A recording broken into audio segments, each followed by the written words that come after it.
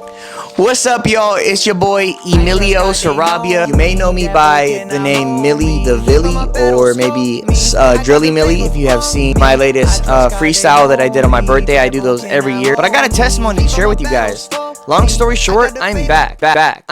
I spent 2021 and really a little bit of 2020 just really seeking the Father and learning what it means to actually walk with Jesus in an intimate way. I was dealing with so much stuff and I was in a dry season, and man, prayer, worship, and reading every single day genuinely changed my life. And you guys are going to see that's a theme going forward that I'll be talking about. But yeah, man, I'm really excited. 2021 kind of threw me for a loop. It was the first year ever where I got unemployed, and it was just like I was gonna go back to work, but then, you know, by the grace of God, I was sustained by music and doing shows and doing music videos and getting features. That's never happened for me in the past. Ironically, to give you a little bit of a backstory, in 2017, 2018, 2019, basically since I was 16, even back in 2014, I was working nonstop. I believe in working hard. Growing up, I seen my father, you know, do it the easy way, and it's not easy work, but he got the fast money in drug dealing. He went to jail when I was 9, and he was in jail from 2006 to about 2018. So I grew up for the most part without a father. My mom then had 3 jobs to support us growing up. She made sure that we never went without. My whole music career is dedicated not only to Jesus but to her, because she, though she was working 3 jobs, found a way to get me a computer, get me a microphone, get me my first studio. So I love you, Mom. And if you want to hear more of that story, I have a song called Honest Living on my first debut album in 2019 called Honest. But yeah, man, so around 2017, my mom got injured. She tore 3 ligaments in her ankle and she couldn't work no more. My brother was having seizures.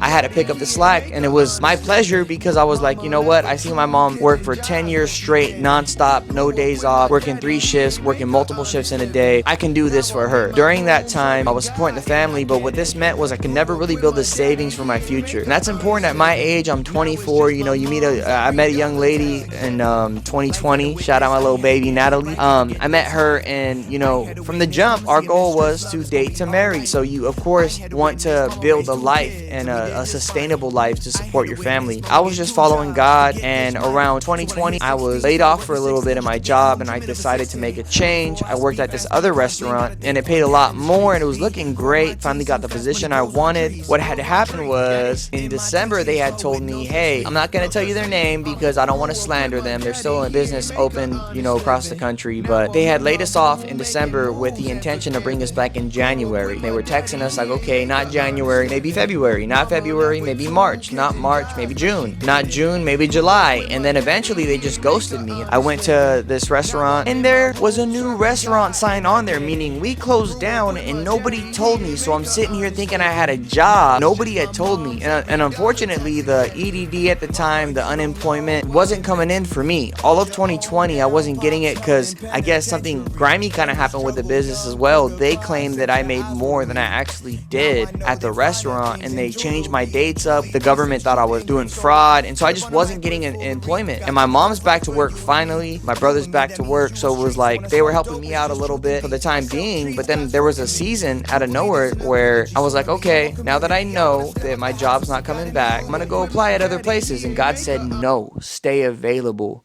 And I was like, stay available, God? What do you mean? I gotta put money on the table, but I'm the type of guy, if God says something and I hear it clearly, I'm gonna do it. So I stayed available. Sure enough, that was around late July. And then around August, there was this opportunity, not even an opportunity, there was this situation where my good friend, mentor, Miles Minute, he was having a show.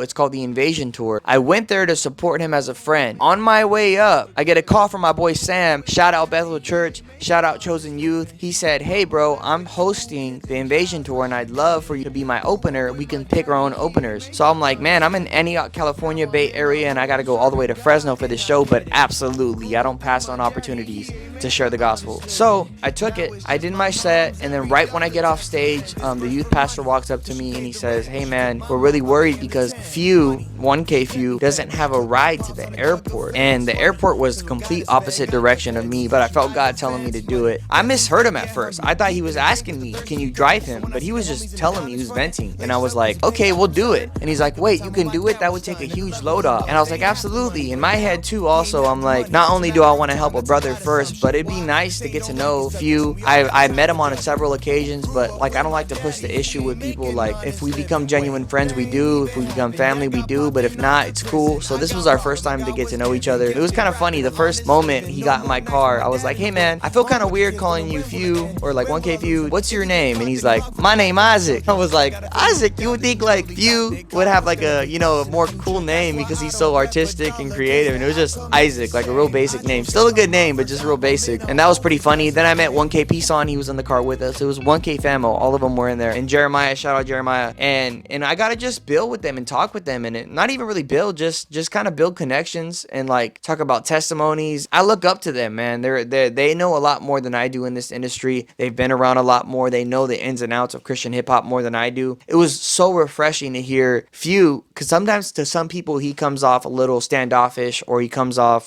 you know, people hear his music think it's worldly, but Few genuinely cares about spreading the gospel, and God's been putting me around these kind of people. So that was cool. The next stop, the next day of the Invasion tour ended up being in LA. Me and my friend Zdiorx, Zach, we were out there and we got a chance to open up for them. It wasn't me. I opened up the night before, so I was like, I'm not gonna push the issue. I'd rather my boy Bobby 4N, who lives in LA, and my boy Zach, my younger brothers, to go out there and get their shot to perform for the Invasion tour. So we did that, and we were coming home feeling blessed. We were like, man, God, our cup runneth over. God did so much. Like right before that trip, I was feeling like, God, I haven't had a show in so long. What do I do? And then Zach was going through a lot, which you can hear on his EP. It's called Christian Dior. He's a Christian named Dior. The project is so amazing, hearing his transition from going through so many traumatic experiences to getting freedom in Christ and then sharing that. I got to walk with him during that, so it really is a touching project. Please, it'll be in the description. Check it out. But we felt blessed, but all of a sudden God hit Zach Zdiorx and goes, you're not finished. I'm not done trying to do what I want to do with you guys. And we're like, what? And Zach was telling me, and I'm like tired. I hadn't been home for like 2 weeks because I filmed 2 videos before that. I had a busy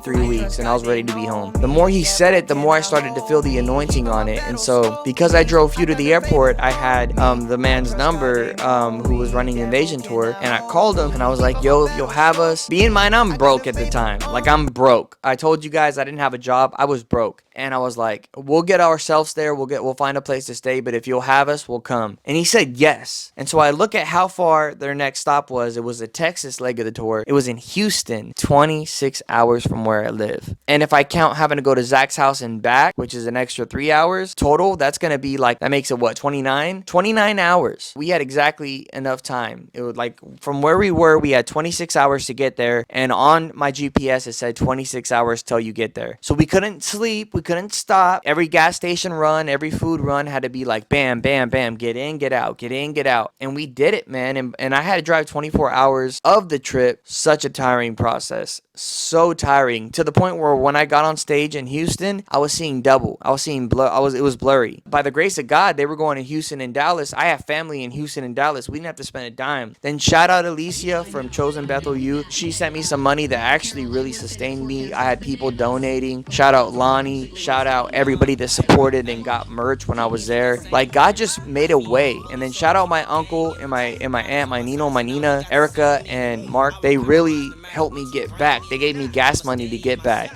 And also, gas money's so much cheaper in Texas. The minute you cross that state and get over here in California, it's like, eee. But we had enough money to get back. God provided for us to go because we were obedient. And I just have to share that story because it was amazing. We had exactly enough money to get home. It was amazing, man. God really showed up. I came back on fire, and then Zach's been doing great ever since. Me and Zach really got a bond. And just some highlights here, like my 2021 has been amazing. I never have been an artist who's doing it full time, and I'm still not.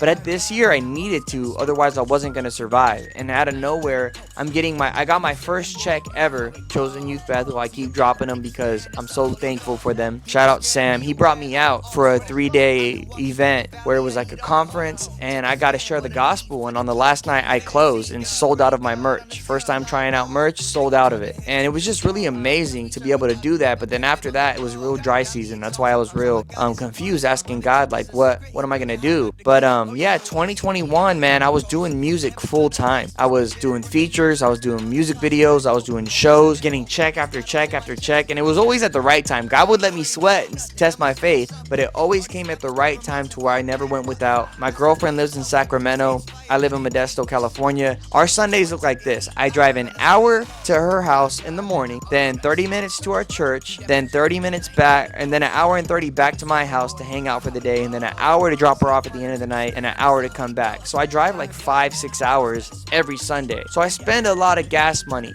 let alone the shows that I have to go to. God provided. God provided, he provided, he provided. Then right as the funds are going low this month, Zach hit me up and he's like, remember those people we met in Houston? Well, guess what? We know a lot of videographers. Shout out to Solus, 350's people, Noe, Cobley, Jacob. I'm so happy that we got to meet you, bro. We got to meet a lot of people in Dallas. He's like, I got a video with Not Clyde in Dallas. Pull up. And so I was like, God, I don't have the money, but I know that I've been here before. I know you'll provide, and I know that you want me here. And it wasn't on no like chasing fame or nothing like that, but just working and trying to really elevate the gospel and be serious about it, because faith without works is dead. So if I'm going to do music, if I'm going to do this life, I have to have faith and I have to work for it. As men of God, we should work for things. So I don't want to just make music and pop off. I want to work for what I'm doing. So I seen it as that. We went to Dallas. It was amazing. And the day before Dallas, I was like, God, I have exactly enough money just to go on this trip. What am I going to do for the rest of the month? And then I was like, whatever, I'm going to go and apply at jobs. I went and applied at this place. It's a fine dining restaurant. I'm a server. I've always wanted to work at this restaurant because they make a lot more money because it's fine dining. And it's consistent because there's reservations. So I was like, God,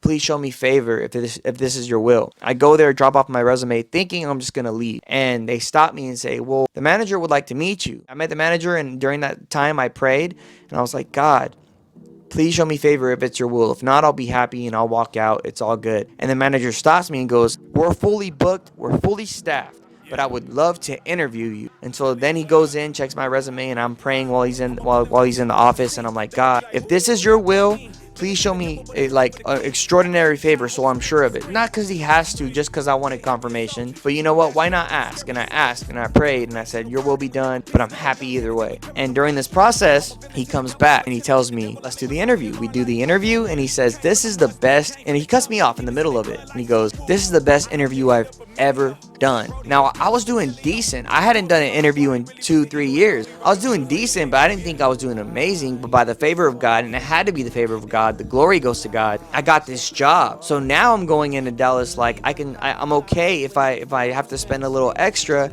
because I know I have an income coming up. Personally, I have a wonderful, beautiful woman of God that I want to marry one day, hopefully sooner than later. And I have music that I need to fund. I have a household I need to support, and I have a savings I got to build, because finally all my family is working, and if I'm working, I don't have to pay as much bills because it's divided by all of us. All that to say, to God be the glory, man. I'm so excited, and I thought this would be the perfect video to start December with. I can't wait. So much more coming soon. The hope is to drop the bite video from Villain. We recorded it a long time ago, but life has happened, and you know how that goes. But we're getting that done. Hopefully the Saved and Serious video up so we can drop the video and then drop the merch, and hopefully y'all flood that. Then going into 2022, January 3rd or January 10th, depending on how it looks, who's dropping. I'm going to be dropping my first single in a long time called Favor, featuring Levante Joyner. It's going to be amazing, with a music video. And from there, I wrote 4 songs today. God told me it's go time. So I'm so excited to share this with you guys, but I just want you guys to know that where I'm coming from, when you see me post on social media at all these places, it's not from me, it's from God. All of my opportunities, my biggest opportunities, have come from